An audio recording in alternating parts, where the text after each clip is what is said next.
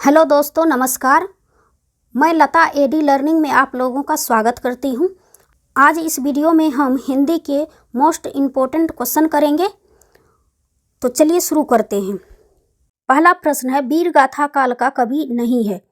चंद्रबरदाई, नामदेव, जगनीक, मधुकर से कवि वीर गाथा काल का कवि नहीं है ये पूछा गया है। तो इसका सही आंसर हो जाएगा नामदेव जो है वीर गाथा काल के कवि नहीं है। दूसरा प्रश्न है, शिवा बावनी के रचनाकार हैं। ऑप्शंस हैं पद्माकर, भूषण, केशवदास, जगनीक। तो इसका सही आंसर है शिवा बावनी के रचनाकार हैं भूषण। तो ऑप्शन 2 इसका सही आंसर है।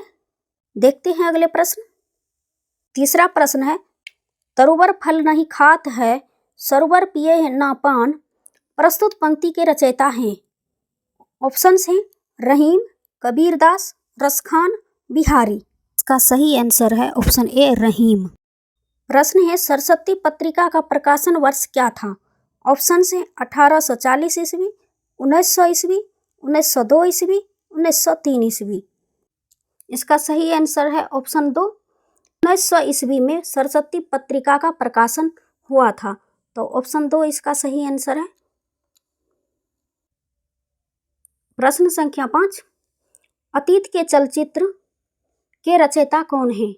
ऑप्शंस हैं जयशंकर प्रसाद, सूर्यकांत त्रिपाठी निराला, महादेवी वर्मा, सुमित्रा नंदन पंत।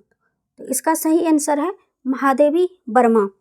महादेवी वर्मा जी की ये रचनाएं हैं अतीत के चलचित्र। इसके अलावा और भी रचनाएं हैं इनकी, दीपशिखा, यामा, ये सब महादेवी वर्मा जी की रचनाएं हैं। सुमित्रा नंदन पंत जी की रचनाएं हैं चितंबरा, गुंजन, ये सब सुमित्रा नंदन पंत जी की रचनाएं हैं। जहाज का पंछी किसका उपन्यास है।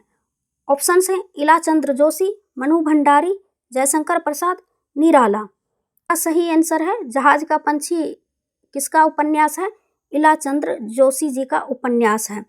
ये यहाँ पर 2 प्रश्न बन सकता है, जहाज की पंछी किस विधा की रचना है। तो यहाँ पर दिया गया है उपन्यास विधा की रचना है।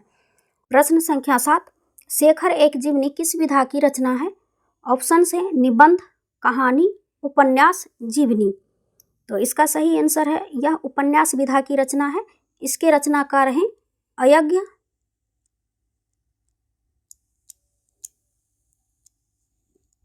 रचनाकार हैं अयज्ञ जी। आप देख सकते हैं इसकी व्याख्या दी गई है।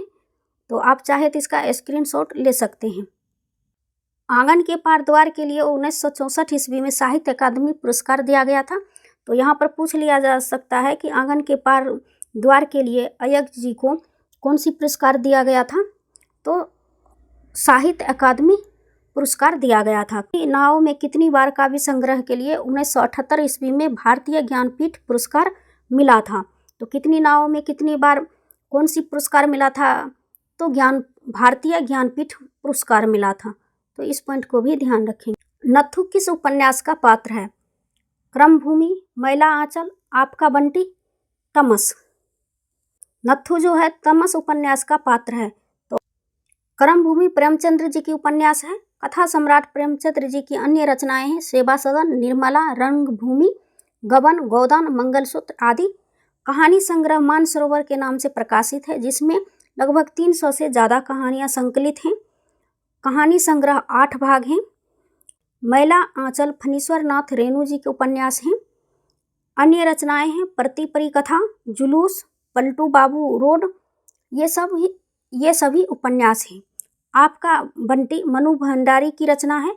तमस भीष्म सहनी जी की सबसे प्रसिद्ध उपन्यास है। इसका प्रकाशन वर्ष 1973 ईस्वी में हुआ था। तमस के लिए 1975 ईस्वी में साहित्य अकादमी पुरस्कार से सम्मानित किया गया था। तो इस पॉइंट को भी ध्यान रखेंगे।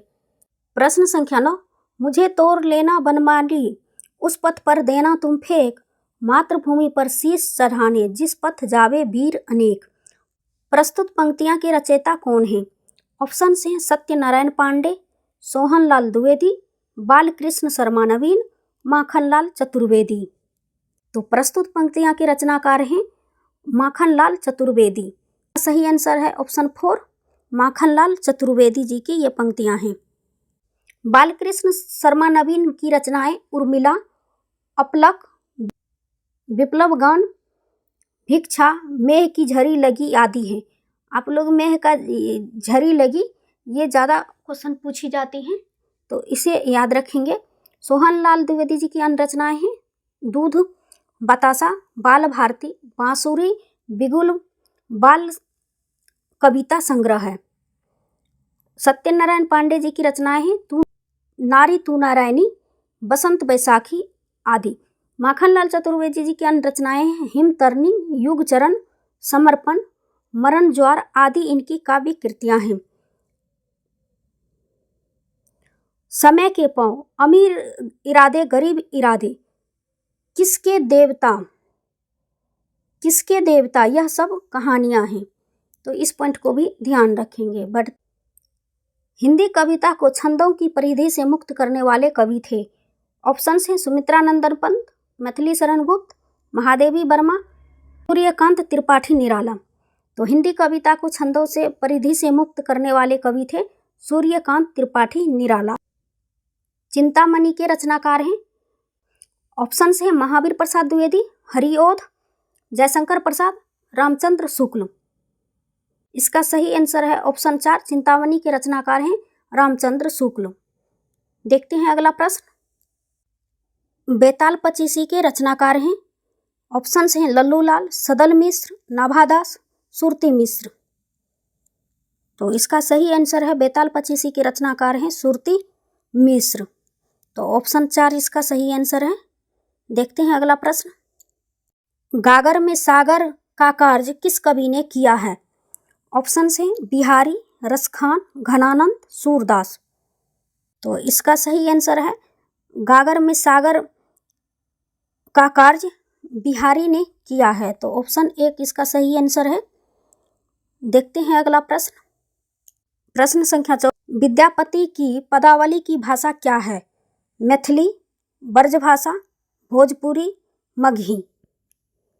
तो विद्यापति की पदावली की भाषा है मैथिली। तो ऑप्शन 1 सही आंसर है। देखते हैं अगला प्रश्न। प्रश्न संख्या 15, भूषण ने किस रस के कवि हैं? रौद्र रस, करुण रस, वीर रस, श्रृंगार रस।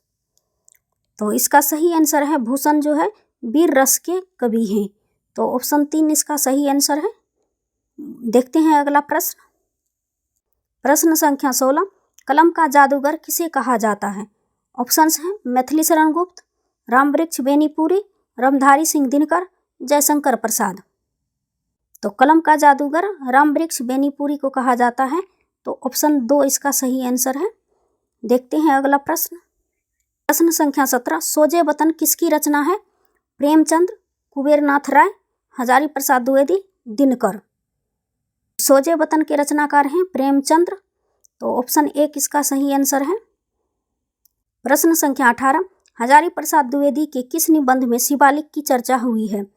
ऑप्शंस हैं कुटज, अशोक के फूल, बसंत आ गया, नाखून क्यों बढ़ते हैं।